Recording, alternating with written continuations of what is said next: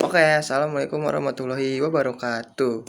Nama saya Niki Cananjudi Versaria dari kelas 12-3. Jadi pada video kali ini saya ingin menjelaskan tentang pertempuran Surabaya sebagai tugas atau ujian praktek atau ujian performa dari mata pelajaran sejarah.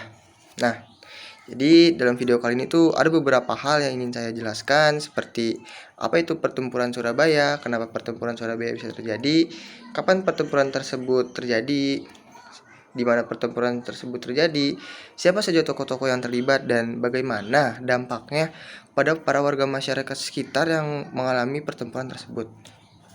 Oke, jadi pertempuran Surabaya itu merupakan pertempuran pertama yang terjadi antara masyarakat atau rakyat-rakyat Indonesia dengan tentara sekutu dari negara asing yang terjadi setelah Indonesia mengumandangkan kemerdekaannya. Jadi, kenapa pertempuran Surabaya tersebut bisa terjadi? Karena pada awalnya eh, tentara-tentara sekutu atau tentara-tentara asing yang membersihkan tentara Belanda dan Inggris datang ke kota Surabaya. Mereka tuh dikenal dengan sebutan AFNEI pada tanggal 25 Oktober dengan tujuan untuk melucuti senjata tentara para Jepang. Setelah itu, mereka juga ingin mengamankan tawanan perang dan menciptakan ketertiban setelah Indonesia mengumandangkan kemerdekaan. Mereka melakukan hal tersebut dengan menyebarkan selebaran yang berisikan surat untuk para masyarakat Surabaya untuk menyerahkan senjata yang mereka miliki. Tetapi tentunya mereka pun menolak surat tersebut dan pertempuran pun akhirnya terjadi. Nah, pertempuran Surabaya ini terjadi selama kurang lebih 3 minggu atau 3 pekan dari tanggal 27 Oktober sampai tanggal 28 November 1945. Nah, puncak pertempuran Surabaya ini terjadi pada tanggal 10 November 1945, yang dimana puncak pertempuran tersebut terjadi karena tewasnya Brigadir Jenderal Malabi dalam pertempuran Surabaya yang terjadi di Jawa Timur akibat terkena ledakan granat dan tewas di dalam mobil saat sedang melewati gedung Internatio.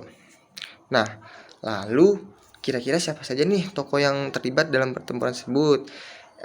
Tokoh-tokoh yang terlibat dalam pertemuan tersebut kurang lebih ada Bung Tomo, ada Gubernur Suryo, ada KR Muhammad Mangunkusumo, Kiai Haji Hasyim Asy'ari, ada Majen Mustopo, dan Abdul Wahab Saleh. Nah, lalu yang namanya peperangan pasti kan nggak jauh nih dari dampak-dampak negatif. Tetapi dari peperangan tersebut ada juga loh dampak positifnya. Kira-kira apa aja sih? Nah, jadi dampak positif dari peperangan tersebut yaitu setiap tanggal 10 November Indonesia tuh selalu memperingati yang namanya Hari Pahlawan, yang tentunya peringatan tersebut untuk mengenang jasa-jasa para pahlawan yang telah gugur dalam pertempuran tersebut dan sebagai jasa penghormatan kepada para pahlawan. Selain itu, dampak positifnya adalah kita bisa meneladani sikap juang para pahlawan untuk terus kita terapkan dalam kehidupan sehari-hari, apalagi kita sebagai generasi penerus bangsa dan tentunya harus mewariskan semangat tersebut untuk terus berjuang serta mengharumkan bangsa Indonesia. Nah, lalu dampak negatif dari peperangan tersebut tuh yang pertama tentunya terjadinya korban jiwa berjatuhan. Banyak dari tentara-tentara Indonesia, sekitar 16.000 tentara dan juga 6.000 tentara dari pasukan tersebut yang sekutu yang gugur dalam pertempuran tersebut. Lalu tidak lepas juga kerusakan infrastruktur di kota Surabaya yang hancur, yang menyebabkan sekitar 150.000 orang terpaksa untuk meninggalkan kota Surabaya. Dan yang terakhir, tentunya trauma dan luka yang mendalam kepada para keluarga yang kehilangan anggota keluarganya, serta orang-orang yang selamat dari pertempuran tersebut yang sampai hari ini masih mengenang trauma dan luka yang mendalam dari akibat betapa seramnya pertempuran tersebut. Oke, mungkin itu saja yang bisa saya jelaskan pada video kali ini. Kurang lebihnya mohon maaf.